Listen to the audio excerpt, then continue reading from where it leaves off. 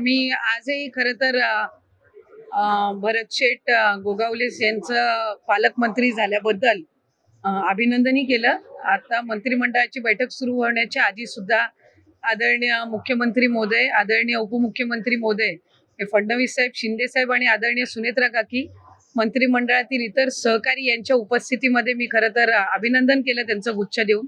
आणि रायगड जिल्ह्याच्या विकासासाठी महायुतीचं सरकार तर कटिबद्ध आहेच, पण त्याचबरोबर आज पालकमंत्री पदाची जबाबदारी त्यांच्यावर असताना महायुतीची एक सहकारी मंत्री म्हणून आम्ही दोघंही आणि इतर जे महायुतीचे आमदार आहेत, खासदार आहेत, आम्ही सगळेच रायगड जिल्हा अधिकाधिक प्रगतिशील करण्याच्या दृष्टिकोनातून आदरणीय देवेंद्रजी फडणवीस साहेब, आदरणीय शिंदे साहेब आणि आदरणीय सुनेत्रा काकींच्या मार्गदर्शनाखाली पुढे काम करत राहू. हा, नाही असं काही नाही झालेलं आहे. हा, बोला. मला माहित नाही, मी ती त्यांची स्टेटमेंट काही ऐकली नाही.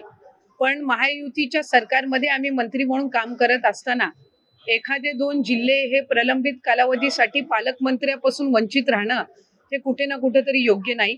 मधल्या कालावधीमध्ये आदरणीय फडणवीस साहेब असतील, आदरणीय शिंदे साहेब असतील, आदरणीय सुनेत्रा काकींच्या उपस्थितीमध्ये महायुतीच्या समन्वयाची बैठक सुद्धा पार पडली. आणि त्याचबरोबर आदरणीय खासदार आमचे प्रदेश अध्यक्ष तटकरे साहेबही त्या निमित्ताने होते, उदयजी सामंत सुद्धा होते. आणि या संबंध याच्यामध्ये कुठे ना कुठेतरी त्यांनी ती इच्छा व्यक्त केलेली होतीच, प्रामुख्याने अग्रेसरपणाने केलेली होती. मी सुद्धा पालकमंत्री म्हणून महाविकास आघाडीच्या सरकारच्या कालावधीमध्ये काम केलं होतं, पण दुसऱ्यांदा ज्या वेळेला महायुतीच्या सरकारमध्ये गेल्या टर्ममध्ये कॅबिनेटची मंत्री झाली त्यावेळेला ते पद पालकमंत्री पदाचं शिवसेनेकडे होतं. म्हणून राष्ट्रवादी म्हणून आमचा आग्रह होता की संपूर्ण कोकण विभागामध्ये एखादं तरी पालकमंत्री पदाची संधी ही राष्ट्रवादी काँग्रेस पक्षाला मिळावी. पण महायुती आणि महायुतीचे आमचे तिन्ही नेते यांनी जी भूमिका घेतलेली आहे त्यांच्या मार्गदर्शनाखाली काम करण्याचं जी भूमिका आहे आणि इच्छा आहे ती आम्ही सगळ्यांनी वर्तवलेली आहे. आणि जो त्या तिघांनी निर्णय घेतलेला आहे तो आम्हाला मान्य आहे. शेवटी आज माझ्यासाठी मी महायुतीच्या सरकारमध्ये एक मंत्री म्हणून, एक सहकारी मंत्री म्हणून काम करणं, जिल्ह्यामध्ये एक मंत्री म्हणून, एक लोकप्रतिनिधी म्हणून काम करणं ही सुद्धा तितकीशीच जबाबदारी ही माझी सुद्धा त्या निमित्ताने आहे. त्यामुळे पालकमंत्री पद हा एक भाग झाला, ते काही सर्वस्व येत नाही की त्याच्यातून आम्ही महायुतीमध्ये वाद करत राहावे. आणि आदरणीय आमचे तिन्ही जे महायुतीचे राज्यातले नेते आहेत यांच्या मार्गदर्शनाखाली रायगड जिल्हा आम्हाला अधिकाधिक पुढे न्यायचा आहे.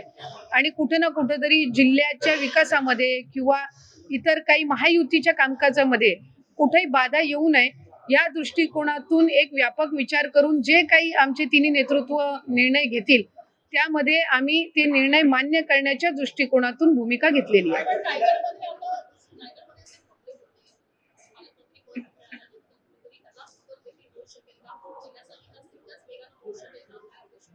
खरं तर रायगड जिल्हा हा अतिशय गतिमान पद्धतीनं विकसित होणारा जिल्हा आहे. औद्योगिक क्षेत्र सुद्धा तिथं आहे, पर्यटन सुद्धा मोठ्या प्रमाणामध्ये आहे, अनेक पोर्ट सुद्धा तिथे विकसित होत आहेत. पण त्याचबरोबर जे आंतरराष्ट्रीय विमानतळ आहे हे प्रामुख्याने रायगड जिल्ह्याच्या हद्दीत आहे. आता आदरणीय मुख्यमंत्री देवेंद्र फडणवीस साहेबांनी काही दिवसापूर्वी घोषणा केली की 3री मुंबई जी आहे याचा विस्तार असेल, वेगवेगळ्या उद्योगांना चालना देण्याच्या दृष्टिकोनातून रोजगार निर्मिती असेल ही रायगड जिल्ह्यामध्ये होणार आहे. आणि अशा सगळ्या परिस्थितीमध्ये आणि विशेष म्हणजे पर्यटनाच्या दृष्टीने पण महत्त्वपूर्ण आहे, पण त्याचबरोबर पावसाळ्याचे दिवस आहेत, आपत्कालीन परिस्थिती सुद्धा अनेकदा आम्ही या 3-4 वर्षामध्ये तिथं अनुभवली. या सगळ्या याच्यामध्ये त्या सर्व गोष्टींकडे मला वाटतं लक्ष केंद्रित करणं हे गरजेचं आहे.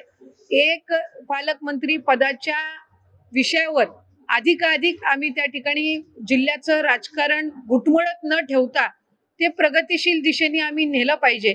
आणि या दृष्टिकोनातून आणि मी म्हटल्याप्रमाणे सर्वस्वी अधिकार आम्ही तिन्ही नेत्यांना दिलेले होते आणि त्यांनी जो निर्णय त्याच्यामध्ये घेतलेला आहे तो आम्ही मान्य केलेला आहे. भरत शेठ गोगावले हे माझे मंत्रिमंडळातील सुद्धा सहकारी आहेत, जिल्ह्याचे पालकमंत्री सुद्धा आहेत.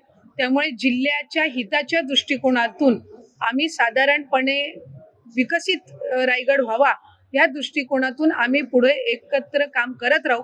माझ्या वतीने किंवा माझ्या पक्षाच्या वतीने आदरणीय तटकरे साहेबही आहेत, माझ्या पक्षाचे जिल्हाध्यक्ष, इतर सर्व मंडळी सुद्धा आहेत. आम्ही साधारणपणे ही भूमिका घेतली की राजकीय इच्छा असणं, या सगळ्या गोष्टी असणं हा एक भाग झाला, पण जिल्हा कुठेही मागे राहू नये किंवा विकासापासून वंचित राहू नये हा व्यापक विचार हा एक लोकप्रतिनिधी म्हणून आम्ही कुठेतरी करणं हे अधिकचं महत्त्वपूर्ण आहे आणि या दृष्टिकोनातून ते आहे. त्यामुळे माझी खात्री आहे की त्यांना पालकमंत्रीपद मिळालेलं आहे आणि विकसित रायगड करण्याच्या दृष्टिकोनातून आम्ही सगळेच जण मिळून काम करू.